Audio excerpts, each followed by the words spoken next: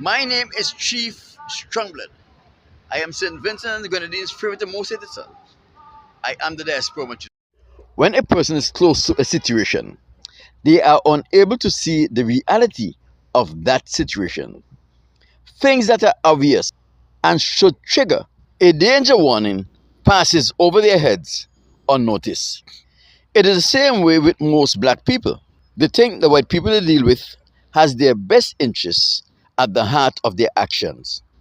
But this is not so. Even the good things they do for you is never done in your best interests.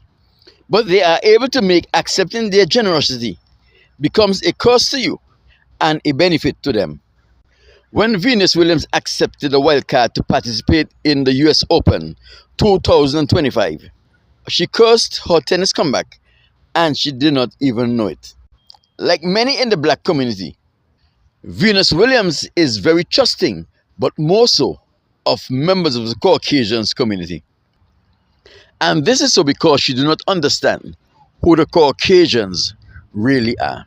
Take a brief look of some extracts I took from a video I did dealing with Coco Golf. Tennis is a white sport. Tennis is managed by white people with white organizations. It is these white managers and their white organizations that are responsible for organizing the major tennis tournaments around the world. So while Venus Williams, Serena Williams, Sloane Stevenson, and Coco Gauff and the other black tennis players on the professional tennis circuit are accepted in tennis, players like Arina Shabalenko, Amanda Anasinova, Iga Swiatek, Diana Yashimka, and the other white players on the professional tennis circuit all belong on the circuit. There is a difference, and it does not matter how great are the achievements of the non-white players. They will never belong. They will always be accepted. The long and short of the story is, tennis is a white sport. African American athletes are always proud to represent their country, but the African American do not understand the difference between national pride and country pride. The African American thinks that national pride and country pride is the same thing, but they are not. In order for us to understand the difference between national pride and country pride, we must first understand what is a nation. A nation is a group of people that has the same or a common ancestry. So while the African American is caught up in celebrating and working towards country pride, the Caucasians nation are not so interested in country pride, but they are more interested in national pride. White American will rather see Sabalenko defeat Coco Gauff any day. For a win for Sabalenko is a win for the white nation. The truth is, there is 195 countries in this world, but there are only 8 nations. The Caucasians want to be perceived as being the best at everything. And for the Caucasians, perception is more important than reality. And they will do anything to gain and maintain that perception. And the rules, value, and the law will not stand in their way. Nine uncovers huge racial disparities in the people stopped by DC police. We gotta do that to white people? Frisk. We gotta do that to white people?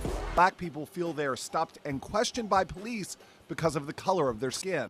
Let us use Venus Williams as an example. Early in Venus's tennis career, she came down with fibroids. One doctor told her she only had one choice. A hysterectomy was recommended to you. Yeah, never. Williams ultimately got a myomectomy, which involves removing fibroids from the uterus. The question we have to ask is, why would Venus Williams, one of the greatest active tennis players in the world, go with fibroids undiagnosed for more than 10 years, bringing her tennis career to an abrupt and untimely end? Let me tell you here, Venus Williams's fibroids condition did not go undiagnosed. It is a case where the diagnosis was not brought to Venus's attention. I know you may be asking yourself, why would this happen? I will tell you why this happened. The finals in the Grand Slam tennis tournaments became too black. So for Serena Williams and Venus Williams dominated women's tennis. That Serena Williams and her sister Venus Williams appeared in 9 Grand Slam finals facing each other as opponents. Venus Williams' persistent poor quality of life was the easiest and most effective way to take some of the blackness out of women's tennis. In 2024, Venus Williams had a proper diagnosis and her fibroids problem was taken care of. At this time, Venus Williams was 45 years old. Serena Williams, her younger sister, have already retired from playing tennis. The powers that be were of the opinion that with Serena Williams' retirement, there was no way Venus Williams would ever come back to play tennis. However, in 2025, Venus Williams decided at 45 years old to make a comeback, and she started a tennis comeback tour. In August of 2025, Venus Williams was awarded a wild card to enter the US Open. To Venus Williams and her supporters, this may seem like an honor, but to the critical, objective eyes, this is no honor. Venus Williams getting a wild card to enter the US Open is no honor. At Venus's age, it is important that she play consistently in the smaller tournaments so she can reacquaint herself with the challenges of playing tennis in the professional circuit.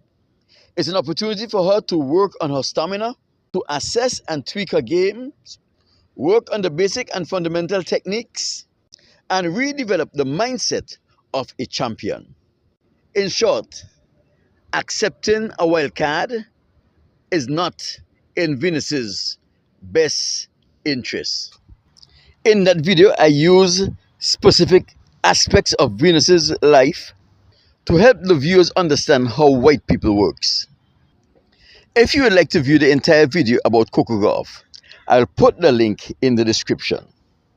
From the extract of the Coco Gauff's video, you should have learned several things. The main thing you should have learned from that extract is, apart from the fact the color of our skin appears as night and day, we are different in many, many different ways. We are different in values. We are different in the things that are important to us. We are different in the level we will stoop to get what we want. Our cognitive abilities are different, and our supercognitive ability are also different. Some of the points that I made why Venus Williams should not have accepted the wildcard to enter the 2025 US Open are as followed. Venus should use the smaller tournaments in the professional circuit to work on her playing stamina. Look at the way Venus Williams is breathing halfway through the second set in her first round match. It shows that Venus Williams' cardio is not Grand Slam tennis ready. With this level of exhaustion so early in the game, it does not matter how skilled you are naturally. It will be impossible for anyone to function at the required level to be successful in a Grand Slam. What people don't realize is even if you can run a mile in 10 minutes, it does not mean you will be able to play tennis at a high quality for 10 minutes. The stamina you need, the muscle groups you utilize, and the focus you need for running, they are far different from that in playing an actual sport like tennis or basketball. I also suggested that Venus Williams should use the smaller tournaments in the professional tennis circuit to work on the technical aspects of her game. This is what Venus Williams thinks about the technical aspect of her game, as she related it in the post-match interview. Right now, I just hit too hard and it goes out. So I'm going to try to hit less hard so it goes in. I tried as hard as I could to throw off any rust. But at the end of the day, there's only so much that can really be accomplished in 3 or 4 matches. And there were just some shots I missed that are those kind of shots are about feel and less about training. I had a lot of returns where I was right there, and it's about the reps. And so those are things that I just I couldn't do. I also mentioned that Venus Williams needs to reacquaint herself with playing on the tennis circuit. This does not just entail getting back onto the court. It entails getting reacquainted with the rigorous travel itinerary, dealing with jet lag and other complications of travel, doing the press, interacting with management officials, games officials and players alike, and redeveloping a winner's mentality. Although Venus Williams is not expected to win her first round match in the US Open 2025, her loss affected her psychologically tremendously.